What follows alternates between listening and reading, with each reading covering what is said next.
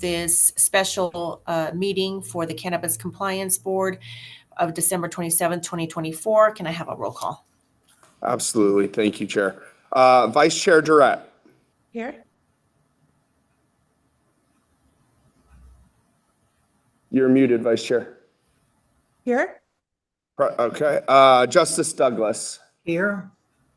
Member Merritt. Not on screen, but yes, I'm here. Thank you, Justice. Member Merritt just received a message. She will sign on as soon as she can.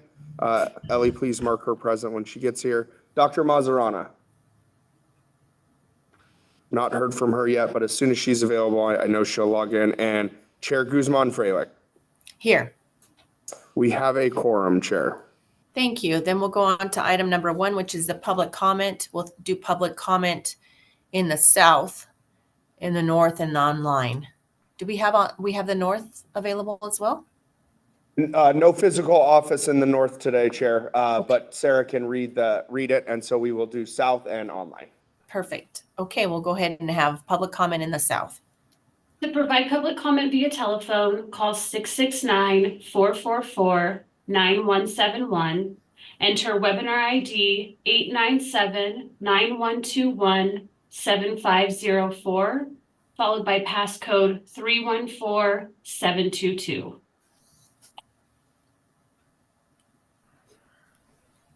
Thank you. There is no public comment in the south, Chair. Okay, any public comment online? If you wish to provide public comment, dial *9 to raise your hand if joining by phone, or click the raise hand icon if joining via Zoom. We have no online comment. Okay, thank you. Then we'll move on to item number 2, which is the consideration of approval for a conditional license for a cannabis consumption lounge. Chief Staley, will you be doing the presentation on that? Yes, ma'am, I will. Thank you. You ready? Yes. Okay. Chair Guzman-Freilich, Vice Chair Durrett, Justice Douglas, and Member Merritt, I'm here to present agenda item number 2, which consists of one request for approval of a conditional license for a cannabis consumption lounge. If this board approves conditional licensure, the applicant will still need to complete necessary local approvals and a final inspection by the CCB's Inspection and Audit Division before it can open for business. Item A is a request for approval from Mystic Holdings, Inc. through its subsidiary TBL LLC for a retail attached consumption lounge under application number ACON-A22-00093. Mystic plans to open its consumption lounge adjacent to its Las Vegas dispensary on Desert Road. Mystic has submitted all information required to move to a conditional license status. Areas of concern, interest, and concern were developed during this application because Mystic subsidiaries owe the Department of Taxation tax amounts and have issued 12 insufficient checks to the Department of Taxation between June 2022 and September 2024. The company has explained that the insufficient checks were largely due to interruptions in its banking services. The Department of Taxation has recently converted to a new computer system, but as of December 24th, taxation has indicated that Qualcan has paid approximately $189,743 on outstanding taxes on December 17th. Taxation has also indicated that Qualcan still owes approximately $1 million as of the 24th. I believe the company is available to discuss updates to its tax situation and plans to pay its outstanding balances. I am available for any questions, and my understanding is that Michael Cristalli, Lorenzo Baracco, and Heather Cranny are available to address any questions you may have as well. With that, Chair Guzman-Freilich, I'll turn this item back to you.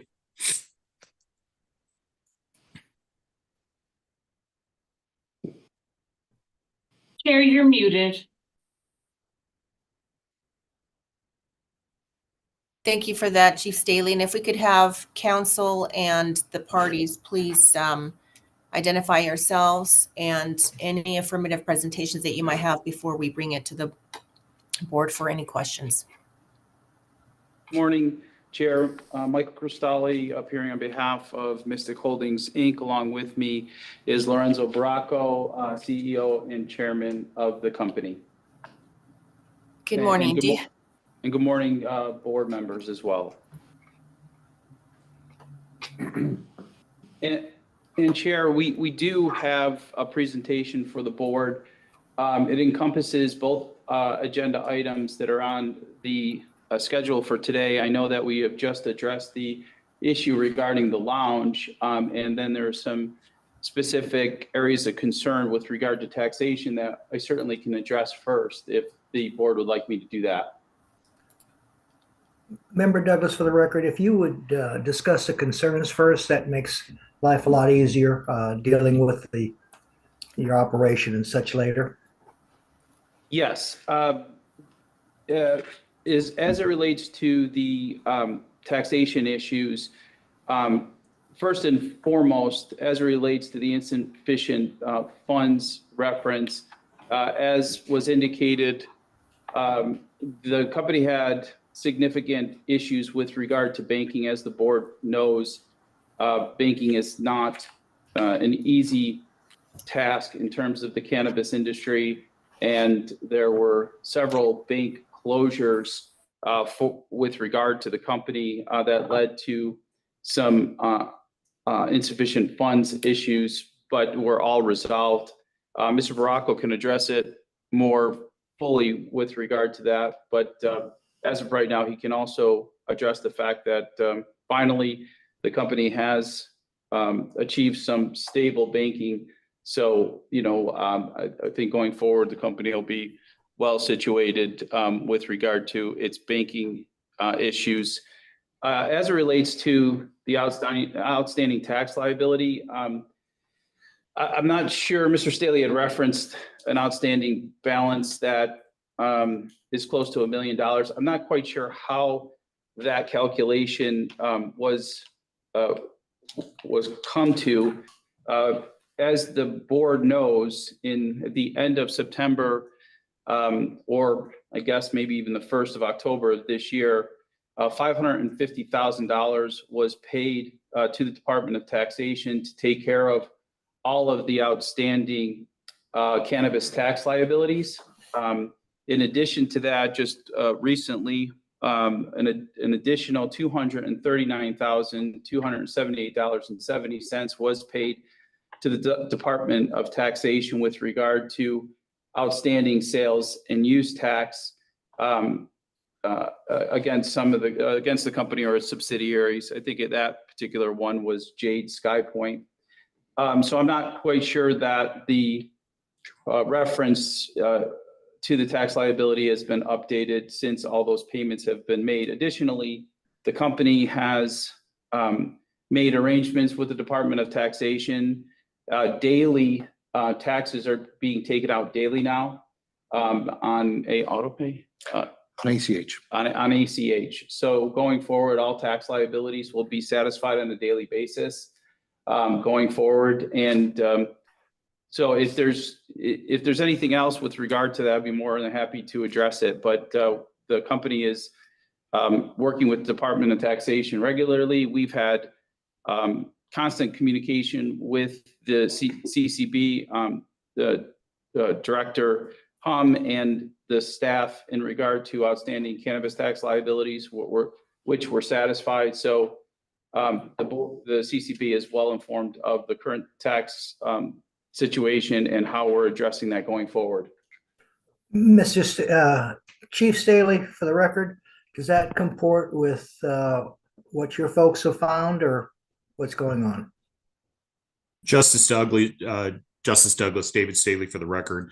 We reached out to the Department of Taxation on the 24th, and at that time, they indicated that the estimated outstanding taxes due was approximately $1 million and indicated that there isn't an approved payment plan.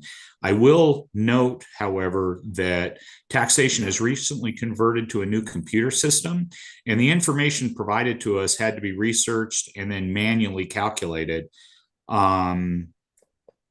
Without having a representative of taxation with us today, the information we received on the 24th of December is the most recent information we have from the Department of Taxation. And Justice Douglas, Mr. Baracco can address it more specifically because he's been dealing with the Department of Taxation. So if he could just supplement what I said. So I've been on a daily contact with the Department of Taxation since they implemented the new system. So the new system has some glitches. We've been going back and forth, making payments and seeing if they cleared our ACH bank account. So when we pulled the new system, it showed our tax liability at 200 and on sales and use tax at 239,000. We took a screenshot of the amount and we issued payments for 4 payments to pay that liability. 2 of them have already ACH'd. It seems like the Department of Taxation ACHs them in one batch at a time, so they are in process. There's also another $170,000 in process on checks. I verified this morning our bank account. 2 of those checks have cleared this morning. The Department of Taxation kind of has a delay from when they receive the checks to when they actually process them in the system. But I have been on a daily conversation with the Department of Taxation since we made the $530,000 payment in October. And with the new system, we've ACH'd it, and it is our intention, once the system is generated properly, to ACH on a daily basis. And that's what we discussed with the Department of Taxation to, kind of catch up. There should be we've paid about a little more, about 850,000, and there should be about 630 left to pay, which we plan on clearing within the next 60 days because our license for SkyPoint is in renewal status and we have to be paid in full in order to obtain that license. And we kind of need 30 to 60 days and the TOIs to go through to be able to fully clear that liability.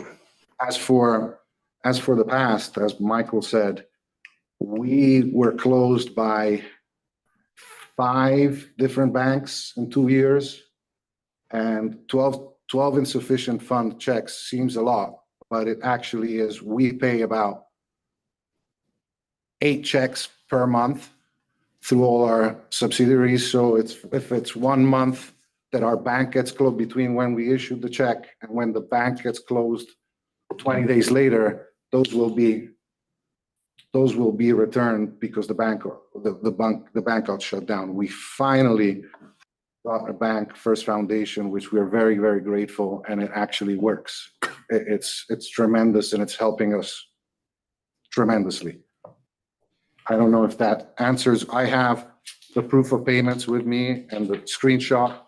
The Department of Taxation said the new system does not calculate penalties and interest automatically. There's a glitch. They're working on it. So I could only pay the outstanding principals. I'm not sure how much the outstanding penalties and interest, but the principals are almost all paid. And I have with me here all the copies of the ACHs. Thank you. And for the board's consideration, the only additional thing I'll point out is, and we'll get to that, I guess, shortly when we transition into the second TOI, but I think it's probably material for consideration of the lounge license and then the issue with regard to taxation. Since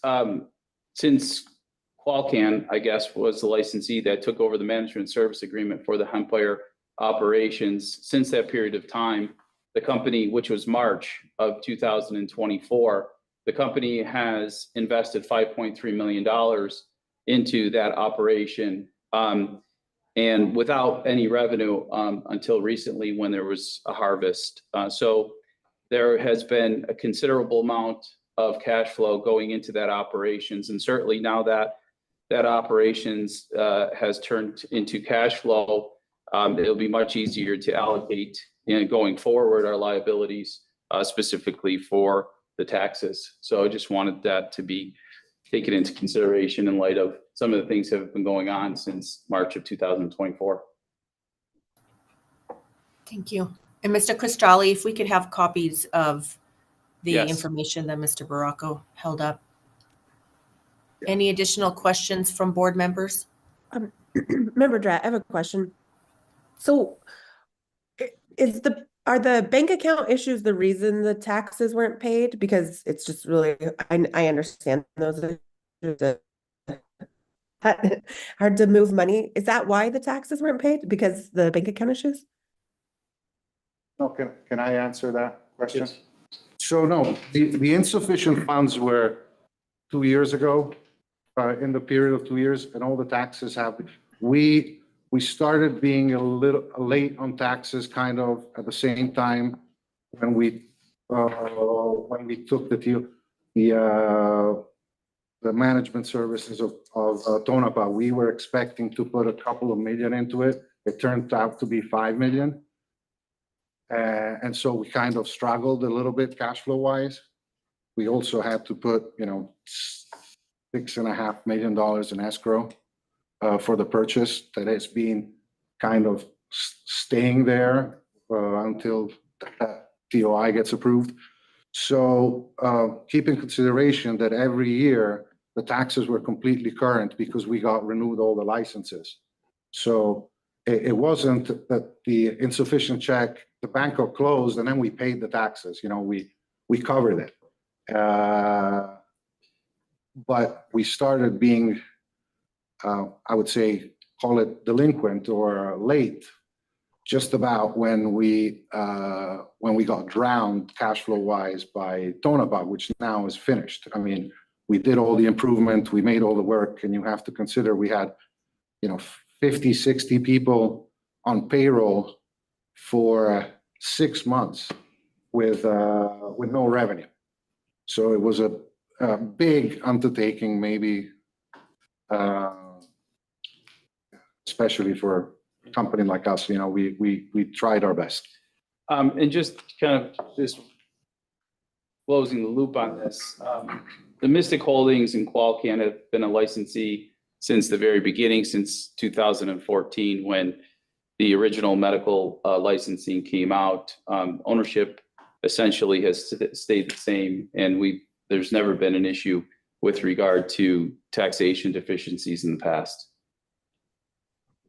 Member Durrett, yeah, I'm just like a little confused on this one because I don't picture Cristali as somebody who you're always so compliant, ahead of the curve on everything, and really leading in the industry. So I'm so confused by this one. Just like, yeah, we're just $1 million behind in taxes, but now we're caught. It's hard to reconcile, and I think that some licensees would say, no, you can't, I've always paid every single deadline. You can't just be $1 million behind because of your operations. But but I know you are, like I said, everything I said, very compliant, take everything very seriously, would not just not pay your taxes. And so it's just a little confusing. I'm just trying to figure it out. Yes, I understand, Member Durrett, and I appreciate that. And, we've been involved in the industry, obviously, since the original legislation.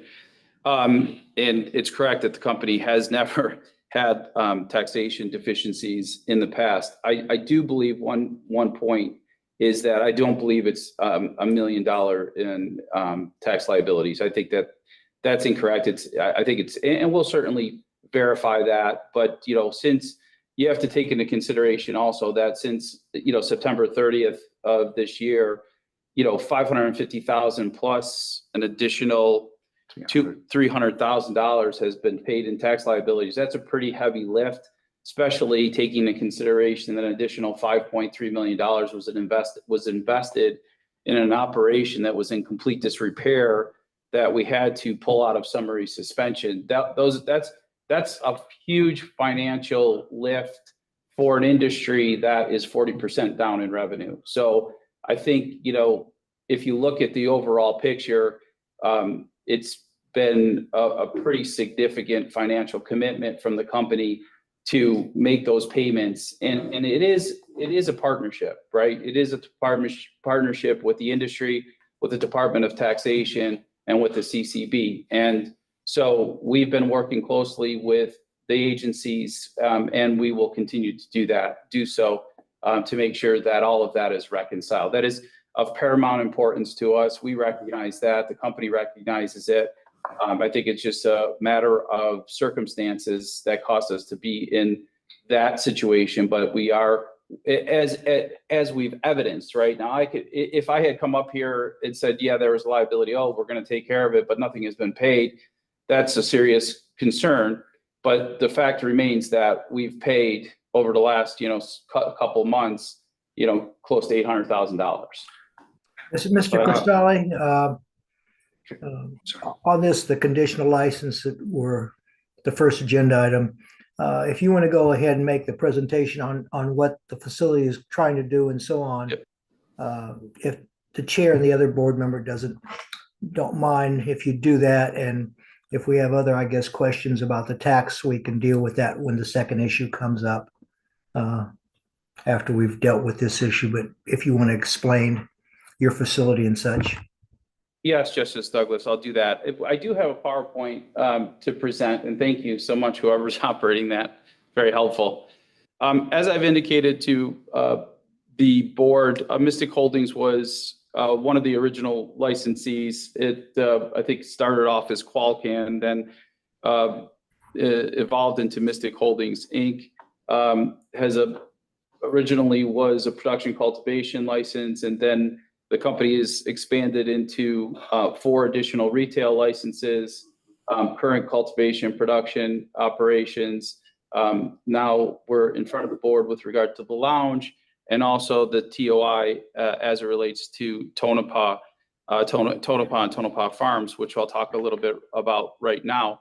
You're looking at the next slide, which is a timeline as it relates to the acquisition and the operations of Tonopah Farms.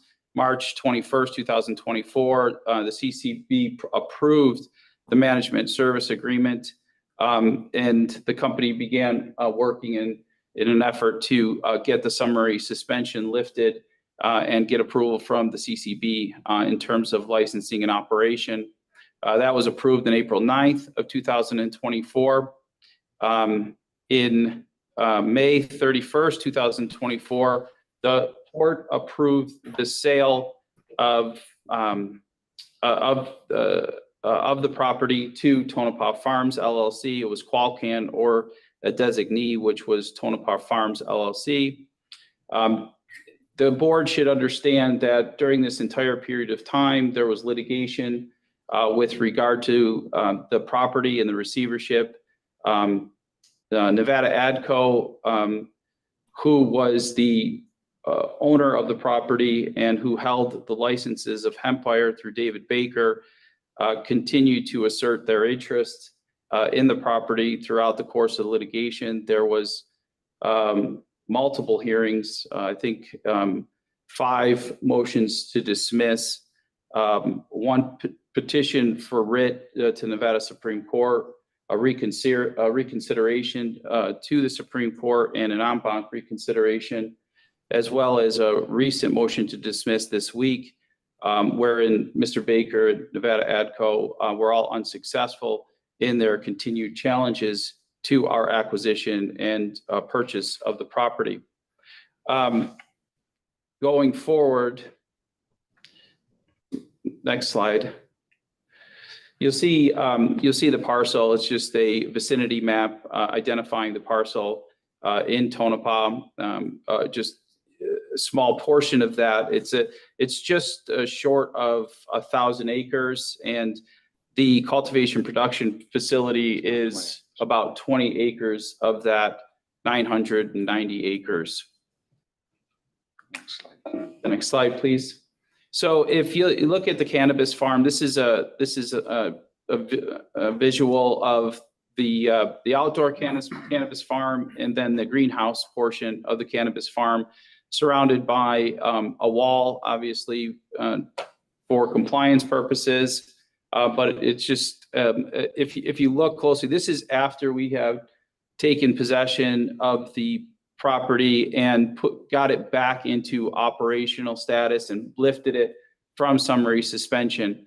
There's also two buildings in front of the between the outdoor cultivation, indoor cultivation, and the greenhouses that you can see.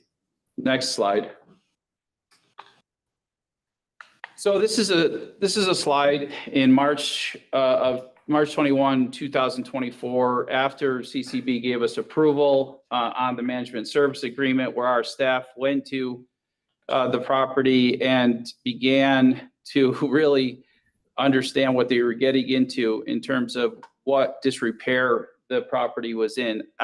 Essentially, this was a ground up operation. I mean, there was nothing there that really could be utilized from the previous operation. All of the destruction process alone took close to 2 weeks. two weeks and $150,000. close to $200,000 just to get the destruction process completed. Next slide. In April 9th, 2024, there was an order lifting the summary suspension. There was approval plan of correction by the CCB. And at that point, Qualcan had already invested well over $1 million. And when I say that the company invested over $5.3 million, it's certainly me not just saying that. We have every month given the receiver in the litigation an expense breakdown of everything that was spent in the property in an effort to get the summary suspension lifted and to get the operations out of disrepair and operational again.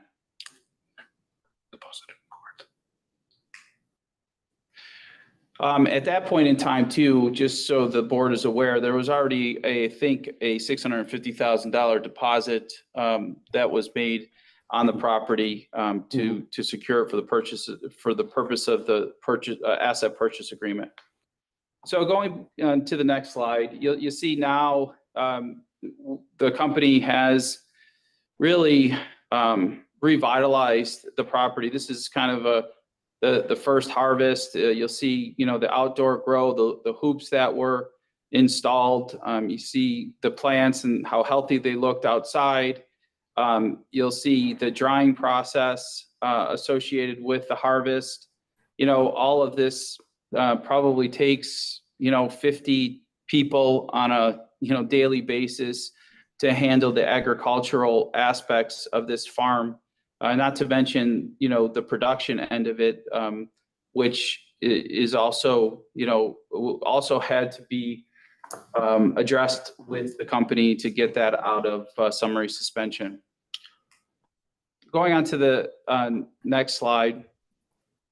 And, I've already kind of made reference, but this was a long drawn out court process beginning, when Qualcan was granted intervention in the litigation after its management service agreement was approved. So as I've indicated, there were the remedies for Mr. Baker and his company have been exhausted all the way to the Nevada Supreme Court and en banc reconsideration, as well as additional challenges to the district court that have been denied. Next slide. May 31st, 2024, the court approved the sale of the receivership assets pursuant to the asset purchase agreement, subject only to the CCB approving this transfer of Hempwire's cannabis licenses to the purchaser. Qualcan, or its designee in this case, Tonopah Farms, was the prevailing offerer, and the sale was completed. Qualcan, under the terms of the asset purchase agreement and the management service agreement, is the owner and manager of the receivership entities, cultivation and production businesses, cultivation permits, production permits, water rights, and other assets listed in the APA. Next slide, please. On June 14, 2024, I'm sorry. The court approved the sale to Qualcan or its designee.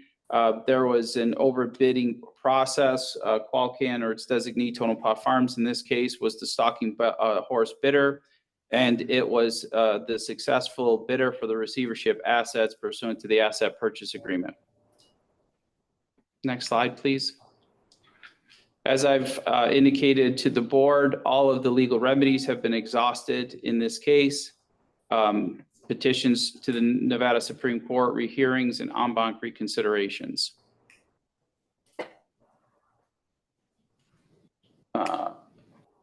As I've referenced, this was a summary of the expenses up to date. All of these expenses have been itemized and put into the receivership monthly expense reports, and all provided to the court in the litigation.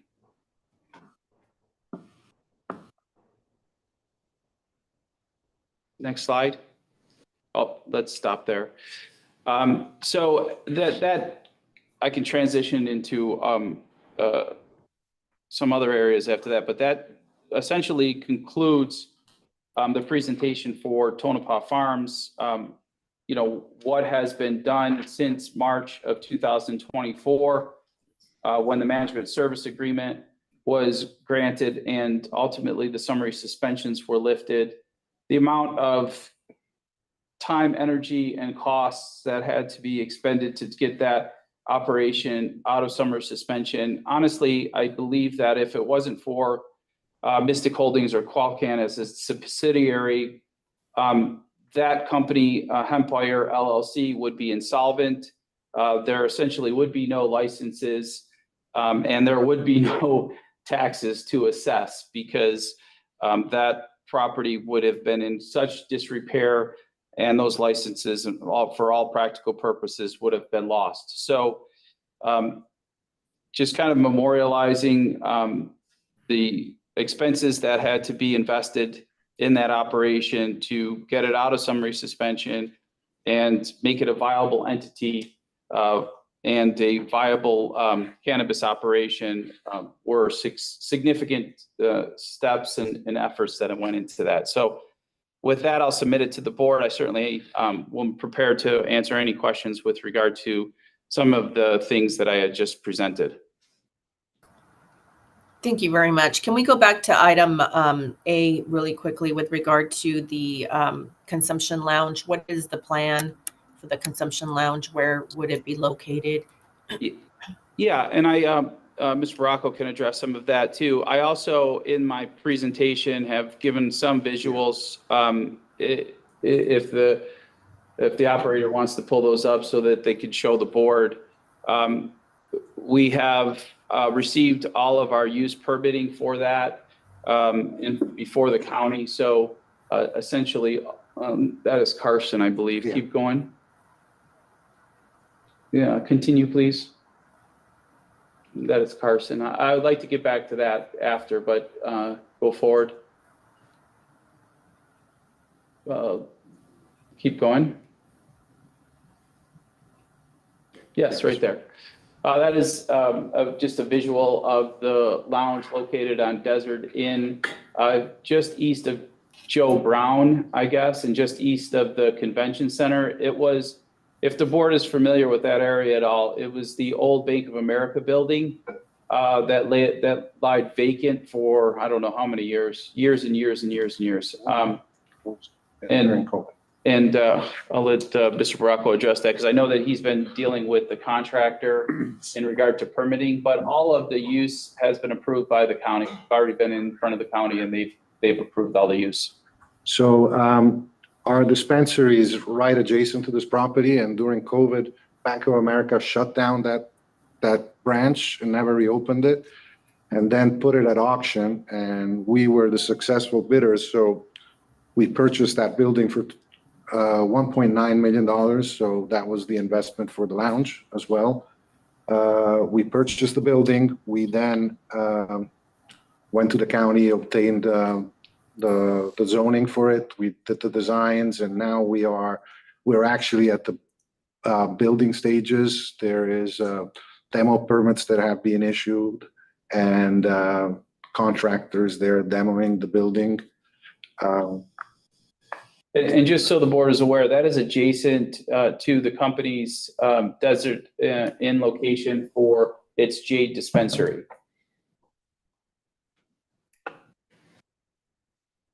And you could go to the next slide. It gives you an aerial view of the architectural drawings of the property.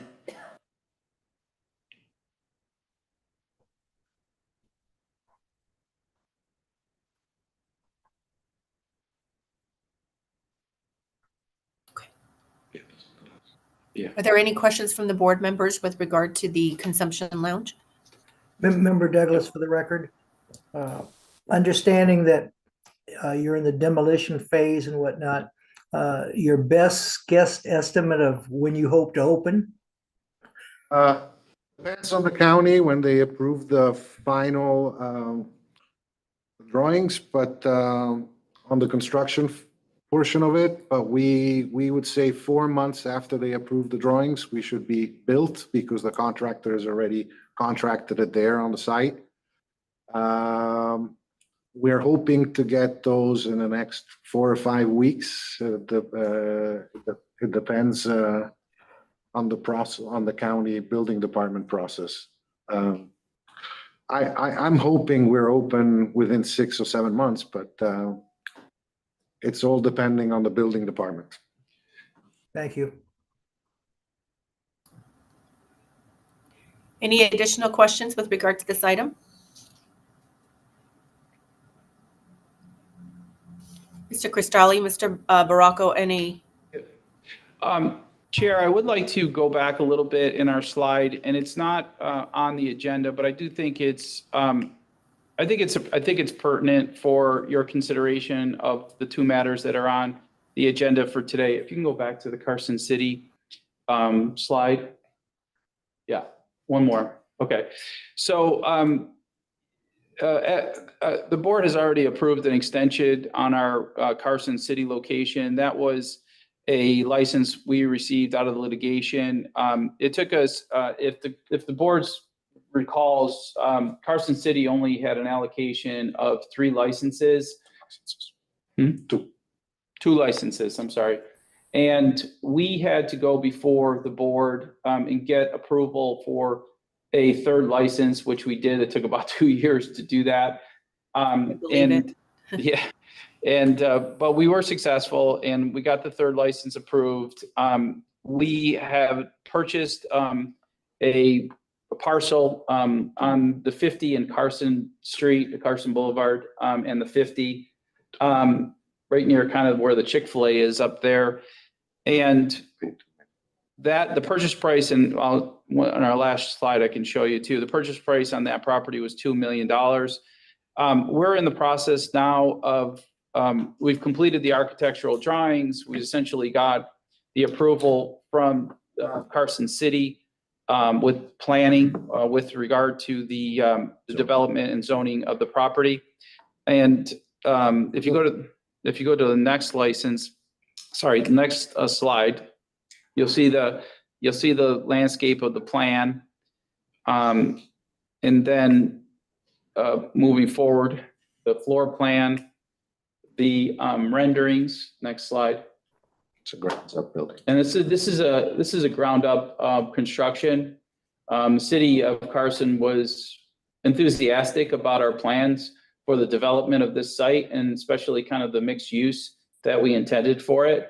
And we're excited about that going forward. We have, obviously, as you can see, the drawings, the architectural plans, some of the approvals that we have, and now it's just about permitting and construction. And you can just continue through those views.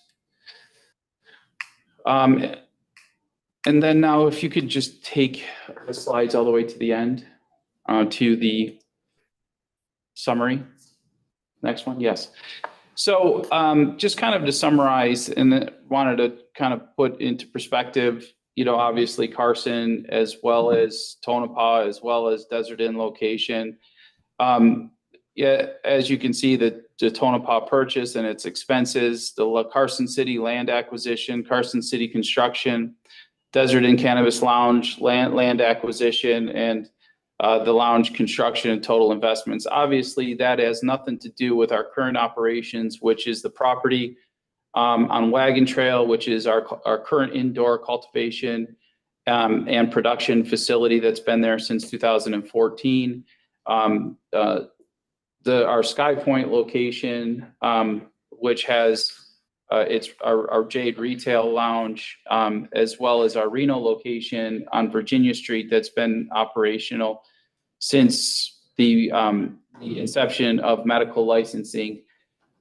So just to kind of summarize the company and its investment into the cannabis industry and real property that accompanies those operations. You can see that the board can see that the company is well invested in all of its communities that it operates in. In addition, and just so the board is clear, all of our operations are community involved. All of them, we just recently, as we do regularly, have events for children and cancer.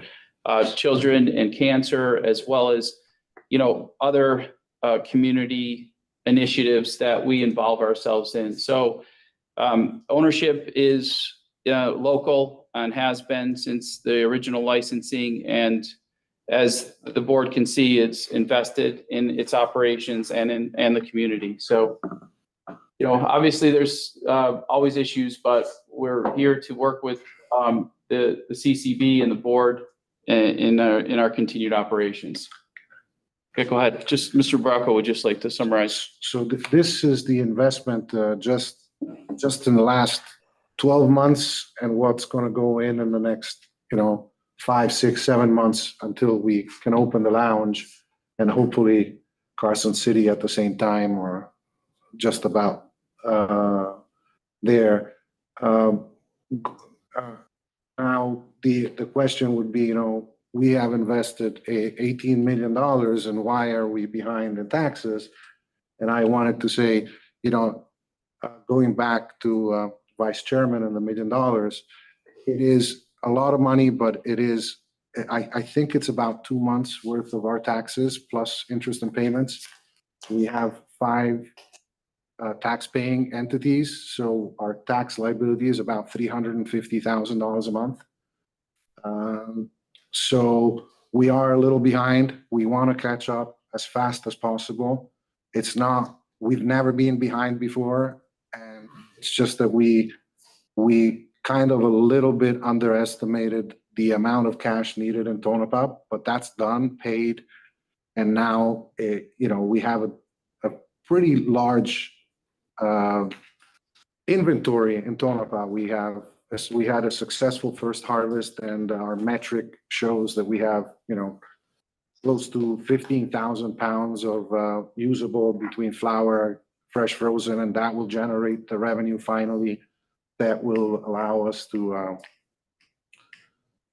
be fully in compliance like Michael wants to be all the time, and makes it very, very clear to me that we have to.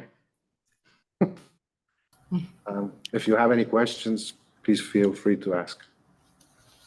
Thank you, Mr. Baracco, for putting that into perspective, and kudos to both of you for crushing Carson City. Having worked for the Board of Supervisors, I know that for many years they fought having more than 2 dispensaries. So good job on that.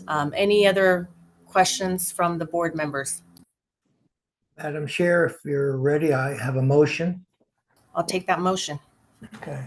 For the record, first a disclosure, probably 25 years ago, as a younger judge, I had a younger Michael Cristalli work as a clerk in my office, in my chambers, when I was in dire need because I had a clerk who left. So that's just a disclosure to make sure everything is correct on the record, which doesn't impact my motion today or my feelings about what was before us. Item 2A is for consideration of approval for a conditional license for a cannabis consumption lounge, noting that it's a conditional, and before it's final, all the terms and conditions have to be met when it comes back. I would make a motion for approval of the conditional consumption lounge at this time, noting that all the tax issues have to be satisfied once it goes to final, once it goes to that status. But that would be my motion for approval of the A item. Thank you. We have a motion. Is there a second? Member Drat, I second. Any discussion on the motion? Hearing none. All those in favor say aye. Aye. Aye. Do we have 3 ayes? 4? Aye, yeah. Any opposed? Motion carries. And with that, we'll go on to item number 3, which is the request for transfers of interest. Chief Staley.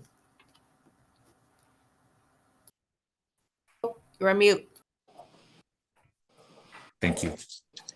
Chair Guzman-Freilich, members of the board, for the record, I'm David Staley, Division Chief of Investigations for the CCB. I'm here to present agenda item number 3, which consists of one transfer of interest or TOI application. Item A is a TOI application by Mystic Holdings, Inc. TOI number 2400040 was filed requesting approval for the acquisition of the Hempire Company LLC's cultivation and production licenses by Mystic through its subsidiary Tonopah Farm LLC. Hempire has been under receivership and Kevin Singer's guidance as receiver since November 23, 2023, and Tonopah has been managing Hempire's operation through a board-approved MSA since March of 2024. Mystic has also requested a waiver of NCCR 5.110 pursuant to 5.112 for transfers of less than 5%. Staff suggests that if approved, the board limit Mystic's 5.110 waiver to expire on its next TOI agenda date.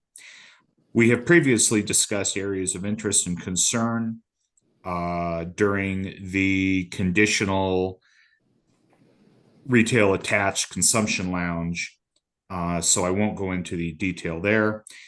I am available for any questions, and my understanding is that Michael Cristalli, Lorenzo Baracco, and Heather Cranny are available to address any questions you may have as well. With that, Chair Guzman-Freilich, I'll turn this item back to you. Thank you, Mr. Cristalli. Do you have any additional comments or presentations with regard to this item? No, Chair, unless the board has any additional questions for us, we'll submit it. Thank you. Any additional questions from the board members before we bring it back to the board for action on this item? Madam Chair, Member Douglas, for the record, a motion for approval of the transfer of interest in this matter, subject to the waiver of the 5.112 to be brought up on the next time this matter is before the board. I would condition it, though, with over the next 60 days that proof of tax issues be brought back to the board, that there's some type of agreement or a payment in full to the state. But that would be the only condition, because then if that's not done, the board can go forward with whatever it thinks is necessary as a disciplinary. But I think that if we approve it this day, the transfer of interest, subject to them next 60 days, giving us either a payment plan that the state's approved or the payment, we're good to go. And as I indicated, the waiver. And Justice Douglas, if I may respond to that. Yes. If a conditional approval will probably affect our ability to close on the property. We already have money in escrow. Title has been opened. This is not a true conditional. This is an approval with you being required in the 60 days to give the board the tax status or the plan with the state that they've okayed it, so that the board can either go forward with a disciplinary or whatever, but it's not a conditional per se. It's just something that needs to be done for the board's purpose in 60 days. And I Member may, Douglas? I If may be able, yeah, I'm so sorry. That's may okay. be- I just wanted to yeah. some clarification from Member Douglas with regard to this item. Member Douglas, do you want a report from staff, or do you actually want this to be an actual agendized Just item? a report to staff, so staff then can make a recommendation to the board if there's no either full payment or a payment plan that's been submitted to the state Thank you. as the taxes. The only, But it would allow the transfer of interest to go through in full. yeah, and just to give some solace to the board with regard to the remaining tax liabilities, they're essentially SkyPoint sales and use, and we have to pay SkyPoint sales and use because its licensing is coming up for renewal. And so if we don't do that anyway, irrespective of what's in front of the board today on the TOI, we subject that license to conditional status, which we certainly don't want to do. So I think that there is some safeguards already in place for the board with regard to the renewal of that SkyPoint license, where those tax liabilities actually are. There's no tax liabilities on the, obviously, Tonopah licenses, but the SkyPoint, which will have to satisfy, like I said, irrespective of any anything that is going on with the TOI today. Yeah, this motion is only directed as to what is in front of us, not the other properties. And this is the only property that has something that you're saying is taken care of or paid. There's no tax. Our staff is saying there's an issue, but within 60 days, if we can get a report so we know what's going on, and our staff will report back to us, but this is for approval.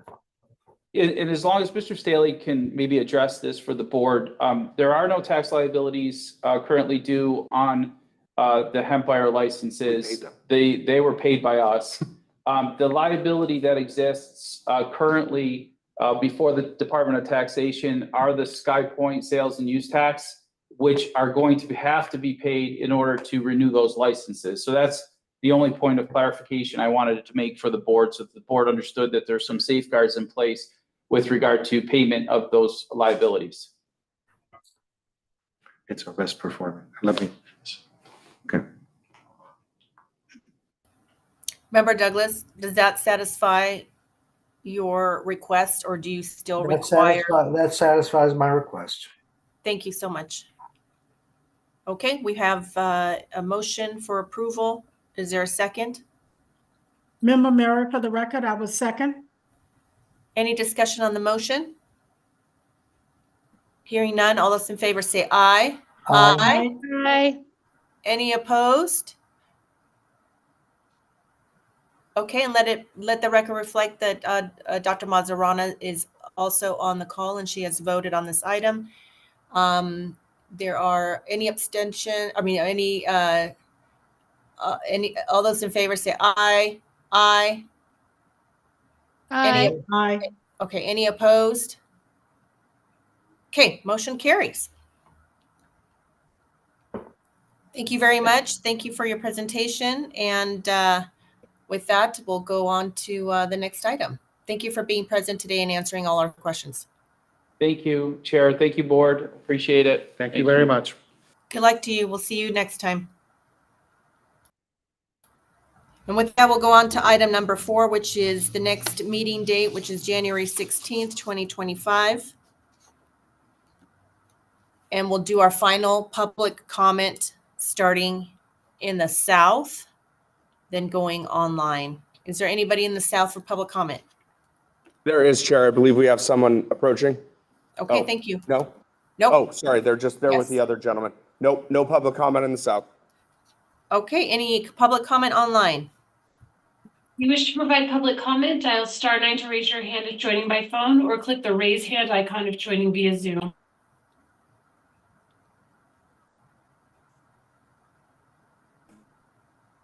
There's no online comment. Thank you very much. With that, we'll go ahead and adjourn this December 27th, 2024 special meeting of the Cannabis Compliance Board, and wishing you all a very, very happy new year. Happy New Year. Happy New Happy New Year. Happy New Thanks, Year. Chair. Thank you. Take care.